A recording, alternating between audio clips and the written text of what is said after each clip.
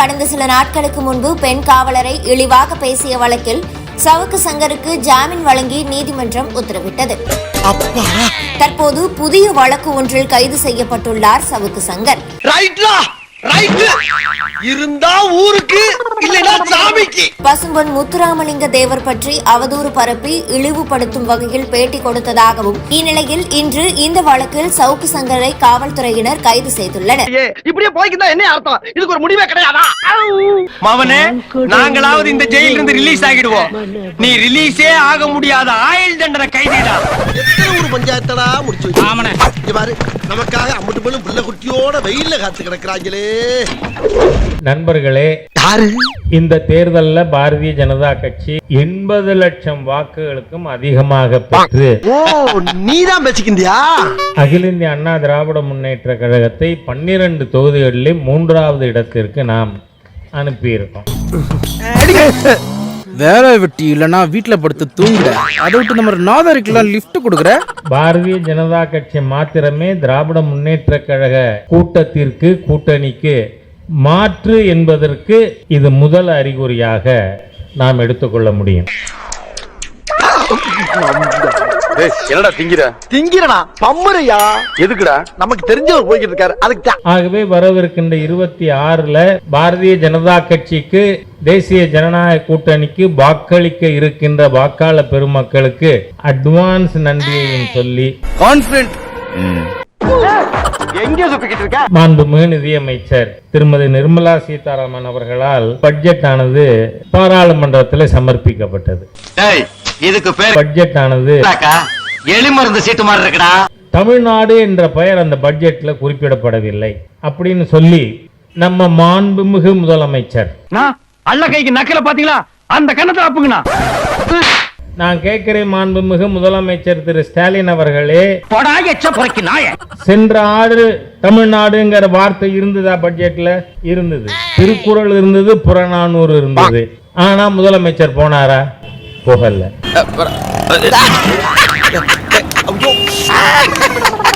நிதிஷ்குமார் அவங்க கூட்டணியில இருக்கும் பொழுது, இந்தி கூட்டணி, புள்ளி வச்ச கூட்டணி, ஸ்டாலின் பேச ஆரம்பிச்ச உடனே ஹிந்தி மே பாத் கரோ.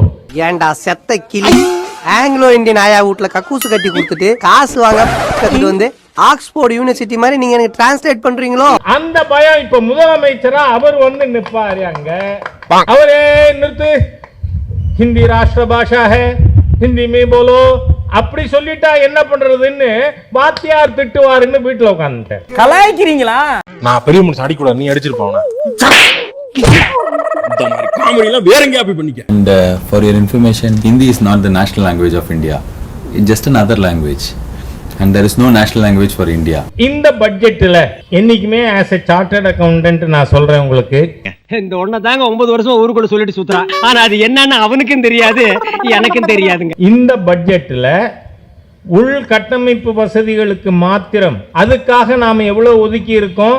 11,11,111 கோடி ரூபாய். 9வது மாடியில இருந்து கீழே விழுந்து 9 இடத்துல காயம். 9ஆம் நம்பர் வார்டுல சேர்த்திருக்கோம்.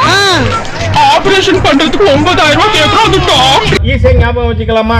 எந்த கூட்டமா இருந்தாலும் சொல்லலாம். நம்ம எல்லாமே 9ஆவே இருக்கு. அது எங்க ஃபேமிலி நியூமராலஜி நம்பர். பட்ஜெட் போட தெரிஞ்சு பட்ஜெட் போட்டிருக்கிறது வீர தமிழச்சி நிர்மலா சீதாராமன். வீர தமிழச்சி. ஆனா அதுதானே எரியுது. இங்க பாரு, சார்லி சாப்ளின், மிஸ்டர் பீன்லாம் பண்ண முடியாத அளவுக்கு பேர்ல எவ்வளவு காமெடி பண்ணிட்டு இருக்கானுங்க. ஊரே சிரிச்சிட்டு இருக்கு, ஜாலியா சிரிச்சிட்டு இருக்கா. நான் சிதம்பரத்துக்கு பொருளாதாரம் தெரியாதுன்னு தான் நினைச்சேன், கணக்கும் தெரியல. சாரு அவர் பெரிய சாருங்க. இத சொன்னோன்னு உங்களுக்கு மூஞ்சில காரி துப்புறான்னு தோணுது. துப்புணும் போல இருக்கு. வேணாங்கப்பா, விட்டுருங்க. ஏன்னா சிதம்பரம் என்ன நினைக்கிறாரு, 240 விட 99 பெருசுன்னு. தமிழ்நாட்டுக்கு ஒண்ணுமே இல்ல. என்ன பதில் சொல்லுவேன்? ஆமான்னு உண்மையை ஒத்துக்க முடியுமா? செருப்பால் அடிப்பாங்க. அந்த பட்ஜெட்ல எங்கேயாவது தமிழகத்தை தவிர மத்த மாநிலத்தில் இருக்கிறவருக்கு அப்படின்னு சொல்லி இருக்கமா? என்ன முட்டாத்தனம்! நார்மலா இருக்கிற மனுஷனுங்களுக்கு நாக்குல மட்டும் தான் சொரணை இருக்கும், முட்டாளுங்களுக்கு தான் மூக்குல சொரணை இருக்கும். அதிகமாக அந்த திட்டங்களை பலனடைந்திருப்பவர்கள் எங்க இருக்கிறவங்க? தமிழ்நாட்டில் இருக்கிறவங்க. தெரியுதுடா, தெரியுது. ரொம்ப காட்டாத. பிச்சை போட்டவெல்லாம் வெளியே நிக்கிறான், உருவிக்கு போறான். ஆகவே இது மோட்டிவேட்டட் மலைனிங் சார்ஜ். தமிழே தகராறு, இதுல இங்கிலீஷ். திட்டமிட்ட ரீதியில மத்திய அரசாங்கத்தை மக்கள் முன்பாக குறைத்து மதிப்பீடு செய்வதற்காக பேசி இருக்கின்ற ஒரு பேச்சு. அடே, உங்களுக்கு மாட்டு சாணி இல்லடா, மனுஷன் சாணி அடிச்சா கூட நீங்க திருந்த மாட்டீங்க. இன்னைக்கு பாராளுமன்றத்தில் எதிர்கட்சியில் இருப்பவர்கள் எப்படி நடந்து கொள்கிறார்கள்ங்கிறத பார்த்தார். I know. I know.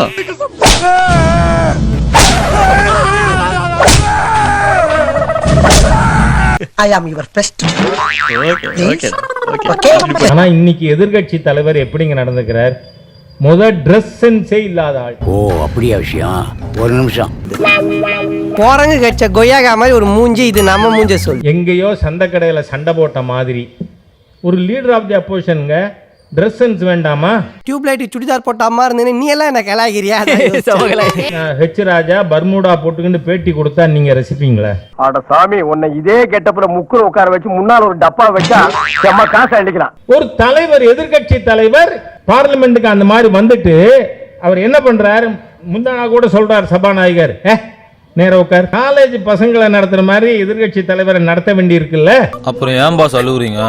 அது வலி, வேற டிபார்ட்மெண்ட். ஒரு எதிர்கட்சி தலைவர் திரும்பி உட்கார்ந்துகிட்டு பின்னாடி இருக்கிற உறுப்பினரை கூப்பிட்டு நீ வெளியில வந்து கோஷம் போடுங்கிறார். என்ன கேவலம்! என்னத்துக்கு நீ வெக்க பண்ணோம்? அவுத்து போட்டு நிக்கிறது உன் பிள்ளைங்களா இல்ல நானா? It is slur on the face of democracy.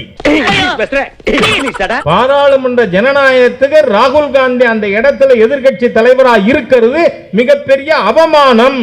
அவமானம். சாவு சாவும்ல செத்த பேல நீ நாம இருந்தா ஒளிஞ்ச எனக்கு பத்தி நீ சாவும்ல செத்த பேல. அதே மாதிரி இந்த தயாநிதி மாறன் என்ன பேச்சு பேசுற நீ? என்ன பிரச்சனை உனக்கு? என்ன பிரச்சனை சிரிச்சிட்டு கேக்குற? என்ன பிரச்சனை இருந்தா உனக்கு என்ன? கையில காசு இல்லையா? காசு பார்லிமெண்ட்ல அளந்து பேசணும். அதெல்லாம் சொல்லக்கூடாது, அதெல்லாம் சொல்லக்கூடாது. ஏன் சொல்றடி? அதெல்லாம் நீ சொல்லக்கூடாது. வா வா வா வா. பார்லிமெண்ட்ல பேசுறது ஒரு விதம், கட்சி மீட்டிங்ல இங்க நான் பேசுறது ஒரு விதம். பைத்தியம் முடிச்ச நாயே பிசினஸ் ஸ்டார்ட் பண்ணி இவன் தலையை உள்ள விடுறான். ஐயோ! ஏனென்று சொன்னால் ஒவ்வொன்றும் எந்த மாதிரி இருக்கணும்னு நியதி இருக்கு. பார்லிமெண்ட்ல அவர் அன்னைக்கு கேட்டார், இன்னைக்கு கவிஞர் கனிமொழி என்ன சொல்றாங்க? எங்க கிட்ட இருந்து காசு பணத்தை வாங்கி வைத்துக் கொண்டு புதிய கல்விக் கொள்கையை நீங்கள் ஏற்றுக்கொண்டால்தான் உங்களுக்கு நிதி வழங்கப்படும் என்றால், நாங்கள் தேர்ந்தெடுக்கப்பட்ட பிரதிநிதிகள் இல்லையா? தமிழ்நாடு அரசாங்கத்தை மக்கள் தேர்ந்தெடுக்கவில்லையா? எங்கள் முதலமைச்சரை மக்கள் தேர்ந்தெடுக்கவில்லையா? நீங்கள் மட்டும்தான் மக்கள் பிரதிநிதிகளா? உங்களுக்கு என்ன உரிமை இருக்கிறது? தமிழ்நாட்டுக்கு நிதி தரல, அதனால தமிழக மக்கள் வரி கட்ட வேண்டாம்னு நாங்க சொன்னா அப்படின்னு கேட்டிருக்காங்க. நான் ஒரு முளை கயிறு தருகிறேன், அதை வாங்கி கொண்டு போய் ஒத்த புளிய மரத்தில் தூக்கில் தொங்குங்க. What is this nonsense?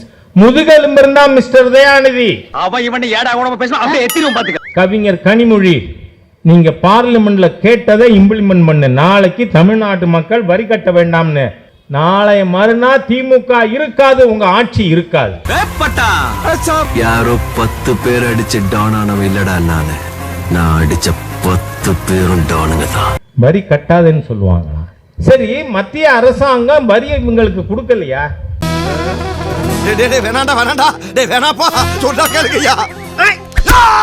ஜிஎஸ்டின்னு சொன்னா ஊரை எப்படி கொள்ளையடிக்கிறது கூடி பேசுறதா?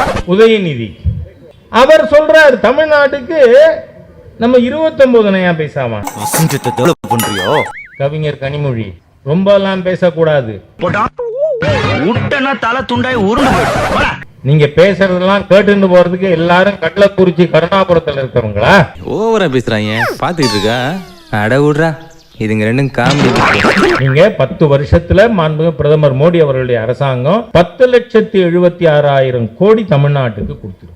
கேட்கிறவன் கேளப்படாதான் கேப்பையில நெய்வடின்னு சொல்லுவாங்க. Centre's position shall prevail. நான் கேட்கிறேன் கனிமொழி அவர்களே, உங்களுக்கு தெரியாதா சட்டம்? படிச்சா தானே. நீ உனக்கு தெரிஞ்சுக்கணும்னே. இல்ல உனக்கு எதுவுமே தெரியாதுங்கிற ஒரு பக்கம். ஒருத்தன் சங்கிக்கு முட்டு கொடுக்குறானாக்கா 2 விஷயம் தான் இருக்க முடியும். ஒண்ணு, அவன் அடி முட்டாளா இருக்கணும், எதுவுமே தெரியாத அடி முட்டாளா இருக்கணும். அவன் தான் பிஜேபிக்கு ஆதரவு தெரிவிப்பான். அப்படி இல்லைனாக்கா ஊர்ல உள்ள திருட்டுத்தனம், மொள்ளமாரித்தனம், முடிச்ச வைக்கணும் எல்லாத்தையும் பண்ணக்கூடிய ஒரு நபரா இருக்கணும். இந்த 2. அந்த அம்மா சொல்றாங்க, நாம வீர் சவர்கரை பற்றி அவர் என்ன தொடப்பக்கட்டையில ஏறினாரா ஏணியில ஏறினாரா? இந்த வார்த்தை பார்லிமெண்ட்ல பேசியிருக்காங்க. நான்சென்ஸ். என்ன அவமானமா?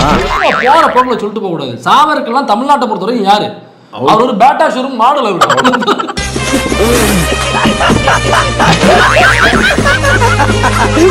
Stop it. Change yourself. இல்லைன்னா உங்களை மாத்துறது எப்படின்னு எங்களுக்கு தெரியும். முடிஞ்சிருச்சுல்ல, இனி என் முன்னாடி ஒருத்த நிக்க கூடாது. அவுட். Be careful. என்ன சொன்ன? சவர்கர் பத்தி நீங்க பேசுவீங்களா? தம்பி, ஆர்எஸ்எஸ் வரலாறு படிக்கணும். ஏப்பா முதலே சொல்றியா நீ? தூக்கு.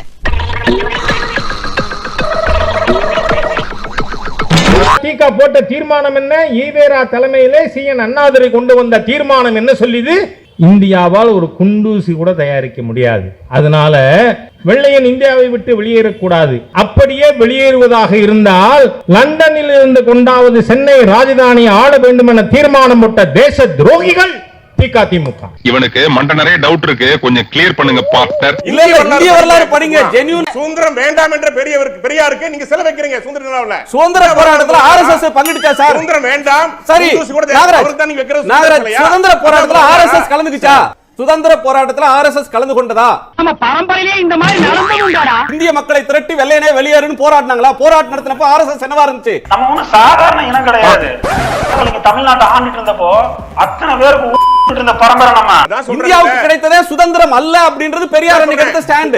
இல்ல இன்ப நாள் ஒரு 3 எதிரில ஒரு எதிரி ஒளிஞ்சாங்க. பிரிட்டிஷ் பிராமின் பனியால பிரிட்டிஷ் போறாங்க. 3 எதிரில 2 எதிரி நமக்கு இருக்காங்க. ஒரு எதிரி ஒளிந்த நாள் அதை கொண்டாடலாம் அண்ணா சொன்னார். இதெல்லாம் வரலாறுல இருக்கு. என்ன பேசுறீங்க? வீர் சவர்கர் பத்தி பார்லிமெண்ட்ல பேசுவீங்களா? வாய்கிழிய யார் இவர்? இந்தியாவுடைய முதல் கவர்னர் ஜெனரலா? இவர் போட்டோவை கொண்டு வந்து இங்க மாட்ட. உங்களோட வண்டவாளத்தை தண்டவாளத்தை ஏத்துறதுக்கு ராஜாவே போதுமே. உங்களோட வண்டவாளத்தை தண்டவாளத்தை ஏத்துறதுக்கு ராஜாவே போதுமே. உங்களோட வண்டவாளத்தை தண்டவாளத்தை ஏத்துறதுக்கு ராஜாவே போதுமே. ஆகவே இன்று நாட்டுப்பற்று இல்லாத நய வஞ்சகர் கூட்டம் தமிழகத்திலே ஆட்சியிலே இருக்கிறது என்று நான் குற்றம் சாட்டுகிறேன். நீயே ஒரு தேச துரோகி. இதுல நாட்டுப்பற்று ரொம்ப தான் பீத்திக்கிற. இதை தூக்கி எறிய வேண்டியது ஒரு தேசபக்தனுக்கும் கடமை.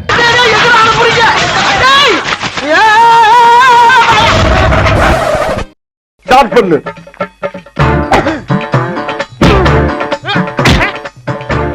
இங்கிட்டு வா. அப்படியா? படைக்கலடி. மண்டையில மட்டும் அடிச்சிடாத. குலக்கேசல் உள்ள போயிருவேன். சரியா? உங்க வீட்டு பிள்ளையா நினைச்சு எல்லாரும் என்னை மன்னிச்சிருக்க.